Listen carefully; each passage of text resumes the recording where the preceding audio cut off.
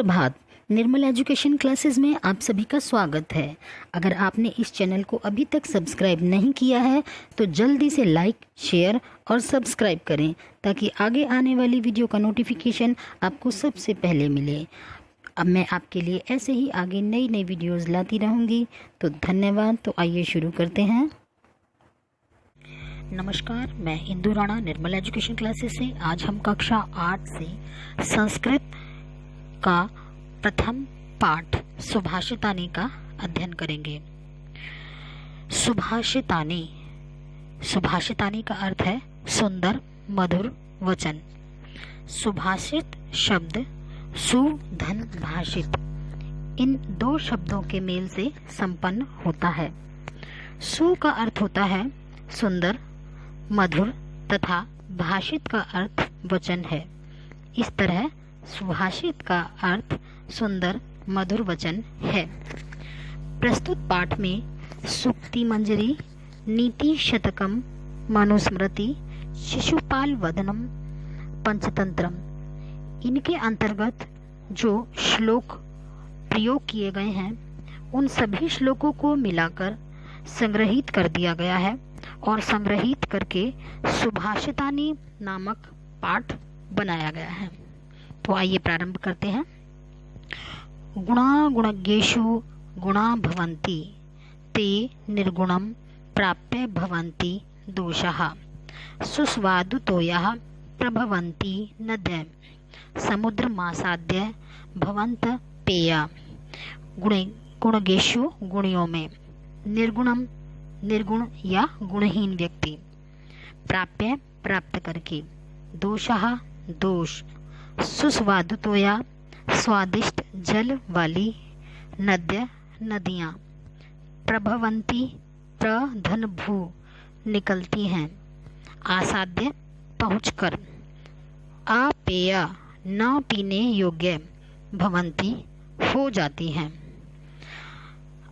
अर्थात विद्वान और गुणी व्यक्तियों के पास जाकर गुण सद्गुण के रूप में बदल जाते हैं, परंतु जब वही अच्छे गुण गुणहीन व्यक्तियों के संसर्ग में आते हैं, अर्थात जब वही अच्छे गुण गुणहीन व्यक्तियों के पास जाते हैं तो वे दोष के रूप में परिवर्तित हो जाते हैं।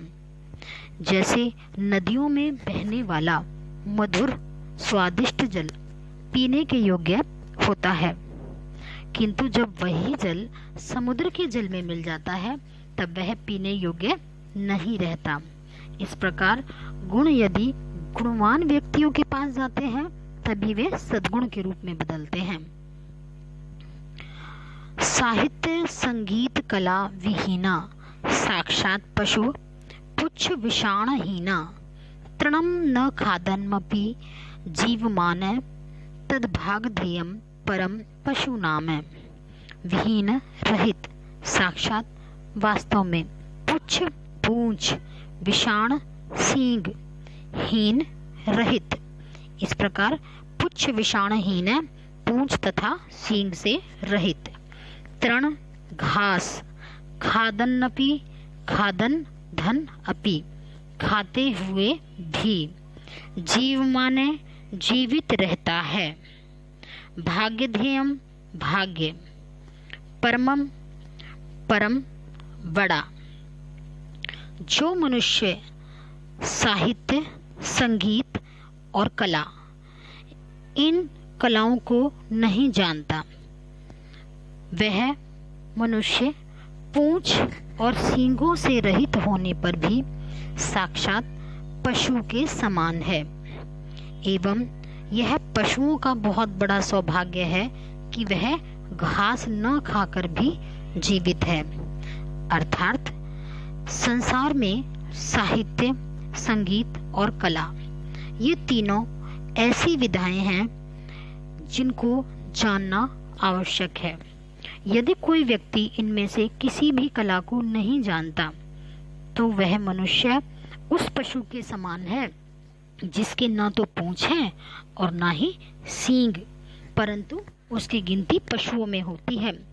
बस पशु में और उसमें इतना ही अंतर है कि वह घास नहीं खाता और पशु घास खाते हैं। लुब्धस्य नश्यति यशः पिशुनस्य मैत्री नष्ट क्रियस्य कुलम अर्थम परस्य धर्मम विद्याफलम व्यसनिनः कृपणस्य सौख्यम राज्यम प्रमत्त सचिवस्य नराधिपस्य लुब्धस्य लालची का पिशुनस्य का अर्थ होता है चुगलखोर या चुगली करने वाला व्यक्ति। मैत्री मित्रता। नष्ट क्रियस्य जिसकी क्रिया नष्ट हो गई हो अर्थात जो कर्महीन व्यक्ति है वो। अर्थपरस्य अर्थपरायण व्यक्ति का धन को ज्यादा महत्व देने वाला ऐसा व्यक्ति। व्यसनिना बुरी आदतों का या बुरी आदतों वालों का। विद्याफलम विद्या का फल। कृपणस्य कंजूस का। सौख्यम सुख। प्रमत्त सचिवस्य कर्तव्य से परांगमुख मंत्री वाले राजा का। नराधिपस्य राजा का। नश्यति नष्ट हो जाता है। लोभी का यश चुगली करने वाले की मित्रता। बुरा कर्म अर्थात कुकृत्य करने वाले व्यक्ति का पूरा कुल वंश। सर्वदा धन की इच्छा रखने वाले व्यक्ति का धर्म और बुरी आदतों वाले की विद्या। कंजूस का सुख तथा विवेकहीन मंत्री वाले राजा का राज्य नष्ट हो जाता है। अर्थात जो व्यक्ति लोभी होगा उसे यश की प्राप्ति कभी नहीं हो सकती। जो चुगलखोर व्यक्ति होते हैं वो अपनी मित्रता को सच्चे मित्र को खो देते हैं। कुकृत्य अर्थात बुरे कर्म करने वाले व्यक्ति का पूरा वंश ही समाप्त हो जाता है।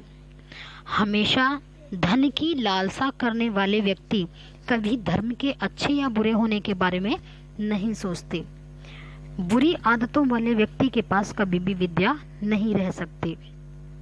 कंजूस व्यक्ति कभी भी सुख की परवाह नहीं करते, वो अपने सुख से अधिक धन को महत्व देते हैं। तथा ऐसा व्यक्ति, ऐसा राजा जिसके मंत्री विवेकहीन हों, ऐसे राजा का राज्य हमेशा नष्ट हो जाता है। पीत्वा रसुम तो कटुकम मधुरम समानम माधुर्यमेव जनयेनम मधुमक्षिकासौ संतस्तथैव समसज्जन दो जनानाम श्रुत्वा वचै मधुर सूक्तरसम सृजन्ति। मधुमक्षिका मधुमक्खी। असौ यह। कटुकम कड़वा। पीतवा पीकर। माधुर्यम मिठास। जनयेत उत्पन्न करती है। संता तथैव संत धन तथा धन एव। सज्जन उसी प्रकार। वचः वचन को। श्रुत्वा सुनकर। सृजन्ति सृजन करते हैं या रचना करते हैं। मधुर सूक्त रसम मधुर सूक्तियों के रस को। जिस प्रकार मधुमक्खी कड़वे और मीठे रस को पीकर शहद का उत्पादन करती है, अर्थात मधुमक्खी चाहे कड़वे फूल पर बैठे जिसका रस कड़वा हो या फिर ऐसे फूल पर बैठे जिसका रस मीठा हो, वह हमेशा शहद अर्थात अच्छी चीज को ही ग्रहण करती है, मधुर को ही ग्रहण करती है। इस प्रकार समभाव वाला व्यक्ति चाहे वह अच्छे व्यक्तियों की संगत में रहे या बुरे व्यक्तियों की संगत में रहे, वह व्यक्ति सिर्फ अच्छी बातों को ही ग्रहण करते हैं। उसी प्रकार संत जन सज्जनों और दुर्जनों की बातें सुनते हैं लेकिन मीठी वाणी ही बोलते हैं, क्योंकि वे हमेशा अच्छी बातों को ग्रहण करते हैं। विहाय पौरुषम यो हि देव मेवाव लंबते प्रासाद सिंहवत तस्य मूर्धन तिष्ठन्ति वायसा। वायसा का अर्थ है कौआ। जो मनुष्य पराक्रम और परिश्रम को छोड़कर हमेशा भाग्य के भरोसे रहते हैं, समाज में उस व्यक्ति का केवल अपमान ही होता है, क्योंकि ऐसा व्यक्ति कभी भी काम को नहीं करता। वह हमेशा यही कहेगा कि मुझे ये बनना है, मुझे ऐसे करना है, लेकिन वो उस काम को करने के लिए, अपने लक्ष्य प्राप्ति की साधना के लिए मेहनत नहीं करेगा। उस स्थिति में वह सभी को बता तो देगा कि मेरा लक्ष्य यह है, परंतु अपने लक्ष्य प्राप्ति के लिए परिश्रम नहीं करता। तब सभी उसे आलोचना करते हैं और बोलते हैं कि ये तो कुछ भी नहीं करेगा, सिर्फ बोलता ही है। इस प्रकार उसे समाज में अपमान सहन करना पड़ता है। जैसे राजभवन के द्वार पर स्थित सिंह की मूर्ति पर कौवे आकर बैठते हैं, ठीक उसी प्रकार जो मनुष्य अपने काम से जी चुराता है, परिश्रम से जी चुराता है और सिर्फ भाग्य के भरोसे ही रहता है, उस व्यक्ति को अपमान सहन करना पड़ता है। पुष्प पत्र फलत छाया मूल वलकल दारु भी धन्या महीरुहा येषाम विमुखम यान्ति नार्थिन। सबसे पहले जो पहली पंक्ति में पुष्प पत्र फलत छाया मूल वलकल दारु भी, ये जो दिया हुआ है, हमें कभी भी अगर इतने बड़े शब्द को नहीं पढ़ा जा रहा है तो हम उसको पद में विभक्त कर लेते हैं, तोड़ देते हैं। ये देखिए, मैंने उसको पद में विच्छेद कर दिया है।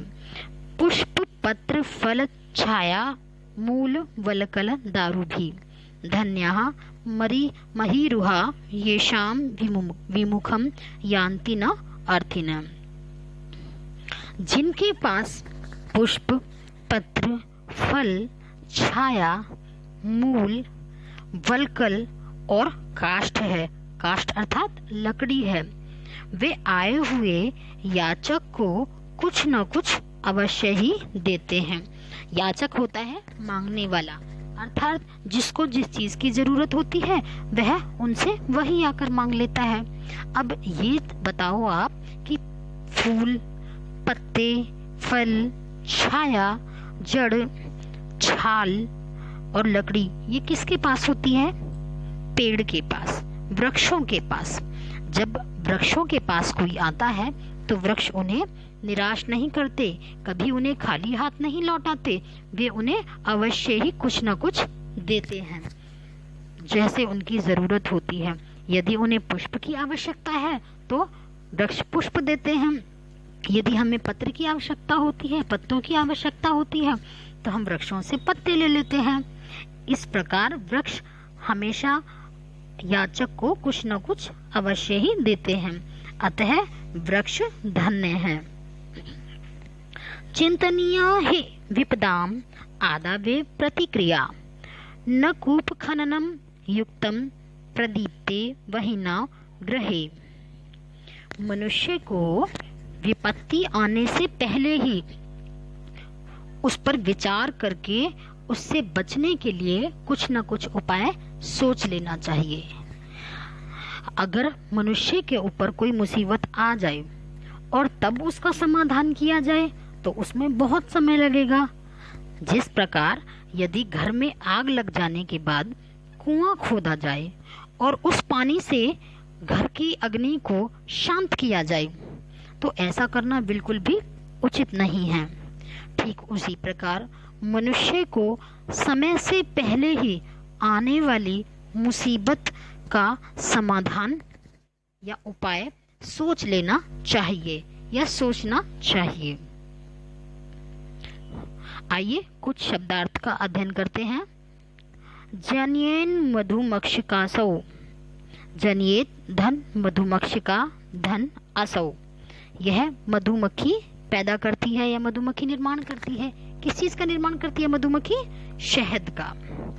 संतस तथैव, संत है धन तथा धन एव। वैसे ही सज्जन सृजंती निर्माण करते हैं। वायसा कोय, वलकल पेड़ की छाल, दारू भी लकड़ियों द्वारा, महीरुहा वृक्ष, कूप खननम कुआं खोदना, वहिना अग्नि द्वारा। तो इस प्रकार आज का संस्कृत सुभाषितानी पाठ 1 की सप्रसंग व्याख्या यहीं पर समाप्त होती है। अगले वीडियो में हम इसके अभ्यास लेकर आपको जल्द ही मिलेंगे। अगर आपने इस चैनल को अभी तक सब्सक्राइब नहीं किया है तो जल्दी से सब्सक्राइब करें और बेल आइकन के बटन को ऑल पर सेट करें ताकि आगे आने वाली वीडियो की नोटिफिकेशन आपको सबसे पहले मिले। धन्यवाद।